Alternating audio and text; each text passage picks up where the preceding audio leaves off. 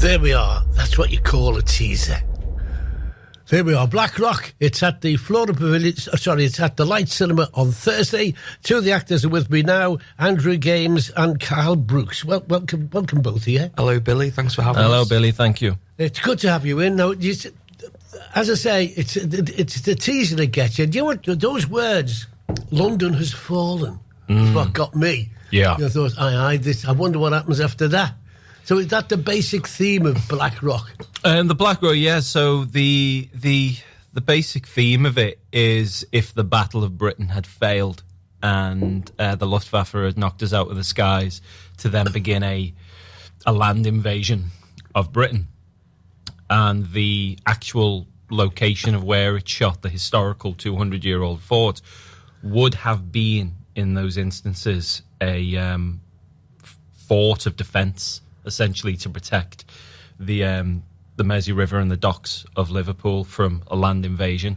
So we incorporated that into it. So at this point, London has fallen and all Allied troops are being pushed up of the north of England as the Wehrmacht are making their way through. It's a frightening thought, but, you're approaching it with what kind of is it a fight you're losing or is it a fight you're gaining or what? At the present moment in it, I'd say it's a fight we're losing at the present moment in there. But we're hanging on strong, but it's a little bit of an alternate reality, but it's something that certainly would have happened. Had it gone another way, that's pretty much exactly how it would have been playing out with the land invasion. It's the ultimate what if. What if, yeah. Yeah. Is it based mainly around two characters? So it centres two characters who are on opposite sides of the war. You've got the British officer, brilliantly played by Charles Riley, and you've also got the Wehrmacht soldier, played by Carl Brookes, beside me here, who did a stellar job. What's your German accent like, Kyle? Go on.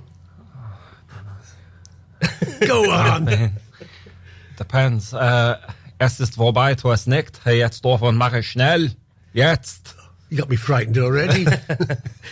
And these characters obviously meet at a conflict, and they're in a situation now where they have to coexist, and the human side starts to come out of both of them, but at what cost? And I think that's the nature of the film there. Okay, now you picked Fort Perch Rock, which I think what a great choice. Because of the way it looks, it still looks as a war thing, doesn't it? Oh, yeah. And it was defended against the Luftwaffe during the war as well, of course. Yeah, absolutely. Now, how did you use the interior of it and that? So, Dane Brookes, who's one of the producers of the film, he runs a business called Escape the Fort, which is at Fort Perch Rock, which is a real fort, as you disclosed, and you do the escape thing, don't you? There, yes. So Kyle and I, we are, I guess, as the cool kids would say, the OGs, the originals of the Escape the Fort business. And the beauty of what Dane was able to create with that business was the set. The set was there, at our fingertips. We had access to it whenever we wanted to do it. However, because it's a business, we only had so much time to film there. And so much money. Of course, because when we're investing in one business, a film in this case, we're also stopping another business from temporarily making money. So we had to have a really tight schedule to deliver on this. Because we had amazing set. So, because currently right now there is a Battle of Britain room. It's the Watchtower, and also the new one is the Dam Busters, which is obviously the Dam Busters raid. So we had this amazing set, underground bunker, completely authentic and immersive. And he said to me, as obviously Dane Brookes is my brother, the last name didn't give it away. He said to me, you got an amazing set here. Well, you should do something with it. You do something with it. And I was like, I don't know. Well, what? I don't really know what to do with it. He said, well, it's a waste to have, this perfect location, perfect set. So it was very much writing a story around a location. And it's only 60 minutes long, isn't it? Yeah. 60-minute feature. That's a skill. writing something with a beginning, middle, and end in 60 minutes. Exactly. I've always liked that. We wanted to keep it concise because, especially nowadays, it's fine with the attention span of most people today. You make them sit through 2.5-hour films nowadays, and it's a good title as well, Black Rock. It sticks. It really does. Well, the reason the title came about for because me and Drew had different discussions on the title here. Should we disclose what the original title was? We will. And it was because the original title, when we were on like the third draft, something like a third draft, was as one Brit said to a Nazi.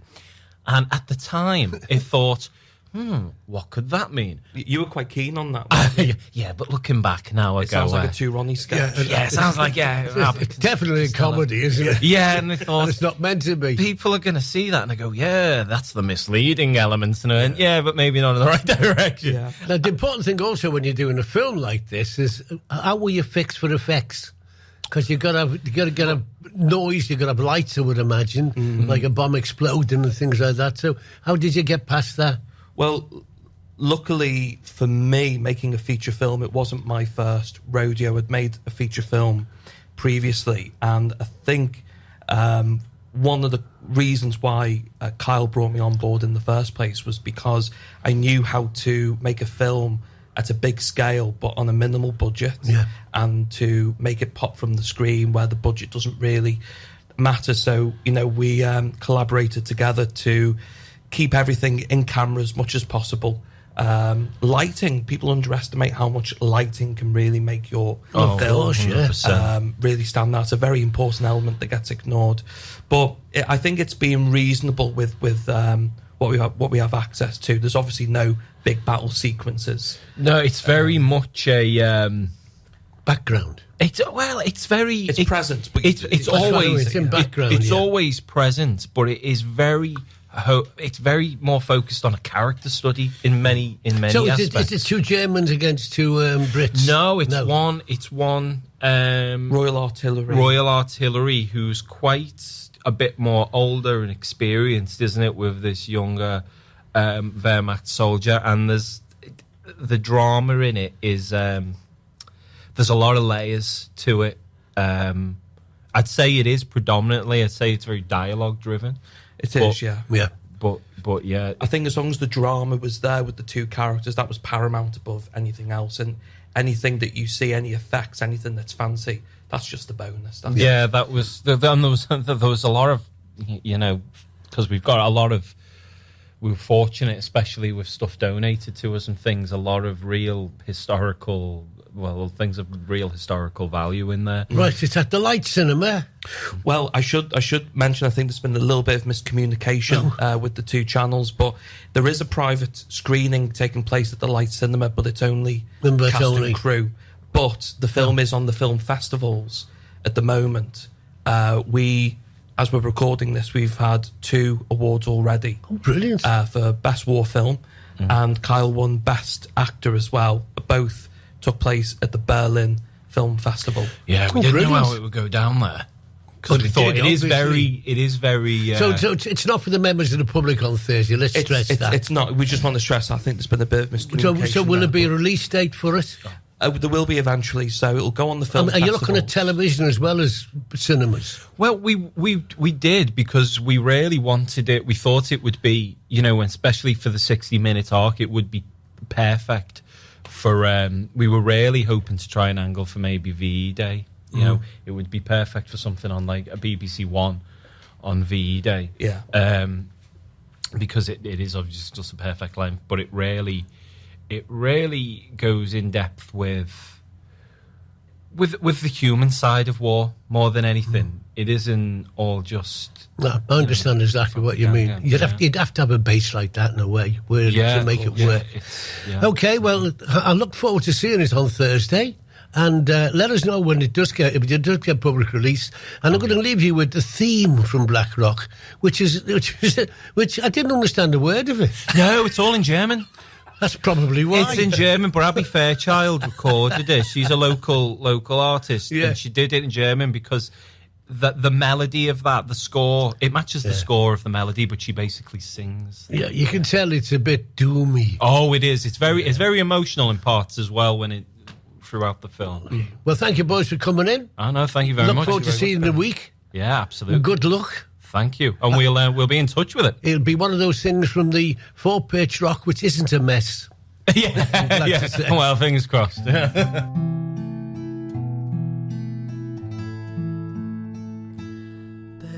Tod reitet auf einem goldschwarzen Rappen.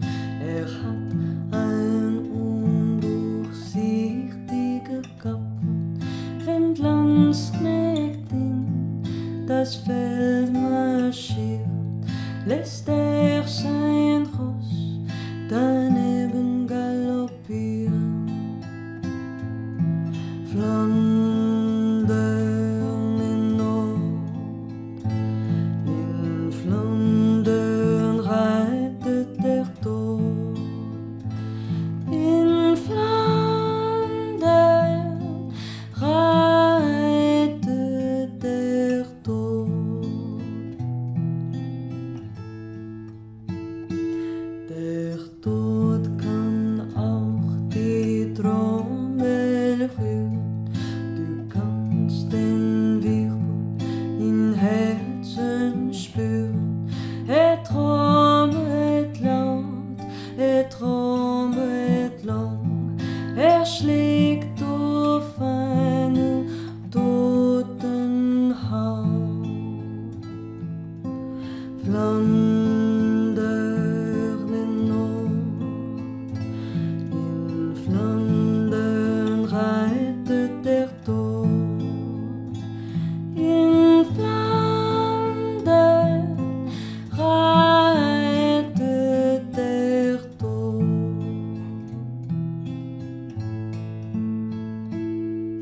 Als den ersten Wirbel geschlagen, da hat's das Blut vom Herzen getragen.